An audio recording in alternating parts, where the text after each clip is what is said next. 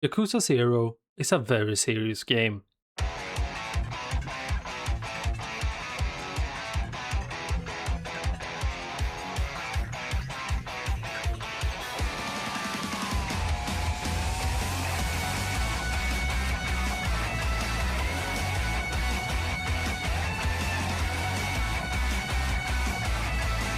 Wait.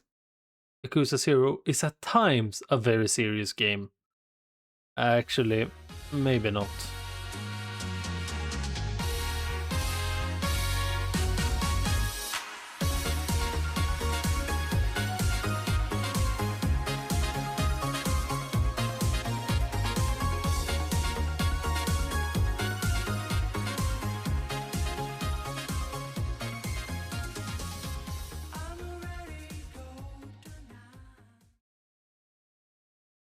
Yakuza 0, a game that dances on the line of taking itself too seriously while at the same time not taking itself seriously at all. And I feel like no other game balances the line quite as well as Yakuza 0. From standing up for your beliefs to standing up and singing karaoke all in the same night, we get to experience all aspects of gangster life in the late 80s Tokyo. And we do this as we follow our main characters Kiryu and Majima on their different journeys as members of the Yakuza. But let's just try to unravel the game a bit and dive into what makes this such an unforgettable journey. Let's start, as usual, with the combat. Yakuza 0 is a game in the beat-em-up genre that truly embraces the idea of a one-man army. You constantly feel unstoppable as our main characters fight through the endless horde of enemies the game throws at you. And they both do it in their own unique way, and the characteristics of Kiryu and Majima truly shine through in the way they fight. Kiryu, much like his personality, fights with honor and dignity, and his styles range from a straightforward brawler to a fast, dodge-heavy rush style, all the way to a stance that turns the environment itself into a weapon. While Kiryu fights with honor and dignity, Majima on the other hand does the complete opposite. Majima throws all that bullshit out the window along with his enemies. From dirty street fighting to deadly breakdancing while styling on his enemies, or beating people down with a baseball bat. His styles are chaotic, aggressive, and most of all, incredibly fun. A common problem with games in this genre is repetition. But Yakuza 0 avoids this by introducing new fighting styles and moves. This offers a ton of variety to the combat, and more importantly, it stays enjoyable throughout the entire experience. But to us psychopathic completionists, they even throw in an extra combat stance for both Kiryu and Majima, which I will talk about later when we dive deeper into completion. While the game mostly focuses on group fights, there are also plenty of one-on-one encounters against stronger enemies. Balancing the combat between these different types of encounters is often challenging for these types of games. But the combat system in Yakuza 0 adapts surprisingly well to all kinds of combat. But enough about the combat. Let's instead move on to the environment and world building. Yakuza 0 takes place in 1988 during Japan's bubble era. A period where the Japanese economy was booming with new technology, and more importantly for our purposes as members of the Yakuza, the real estate market. Walking through the neon lights, bustling street and vibrant nightlife of Tokyo combines for an extraordinary setting for the game. But at the same time, lurking beyond the corners you have the dark alleys where the shadows and influence of the underworld grows as well. The two major areas where the game takes place are Kamurocho and Sotenbori. These areas truly come alive as you become immersed in the golden age of business in urban Japan. These areas might not be the biggest, but they truly feel alive and packed with personality. Just walking through the streets tells you a story. And the stories they tell you are interesting, to say the least. And if the environment and atmosphere were not immersive enough, the soundtrack complements it and takes it to the next level. From fast-paced battle music that gets you pumped up and ready to take on anyone and everyone, to slower tracks that really puts you in the feels.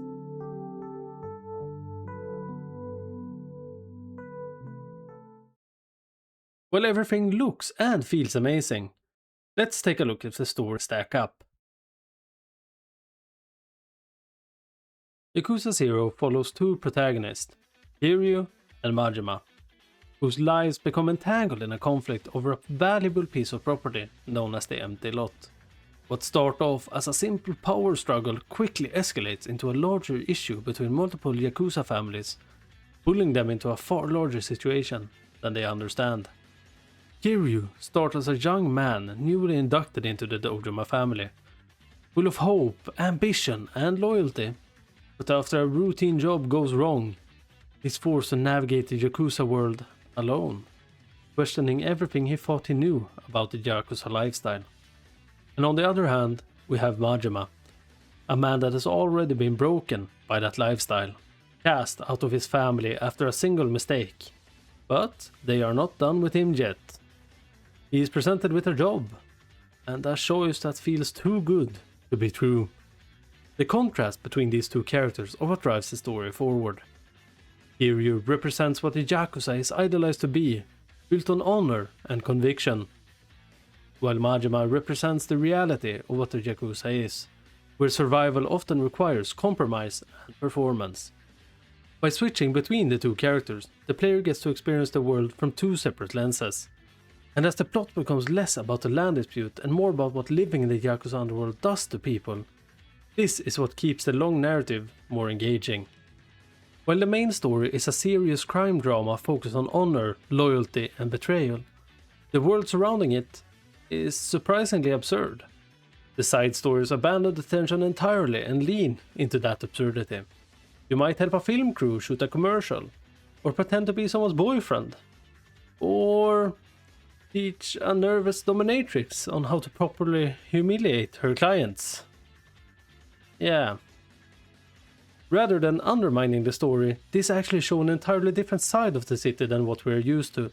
Instead of the organized crime world, we see more of the everyday lives of the civilians that are living in the city. They also add more depth to the main characters and show traits we rarely see in the main story, like kindness, patience, and empathy. Because of all this, the side stories actually feel a part of the narrative rather than a distraction. The game manages to balance intense drama and absurd humor without weakening either one. For most players, the credits to the story is the ending. But for me, a psychopath that lives to 100% games, it is just the beginning. The game keeps going, and to my delight, I feel like it also wants you to continue. Yakuza 0 is designed around the idea that the city still has things to teach and show you after the plot is resolved. But let's dive deeper into Yakuza 0 and ask the question, what's left for completion? In Yakuza 0, combat upgrades are bought with money, and the main story will not even get you close to the amount you need to upgrade everything.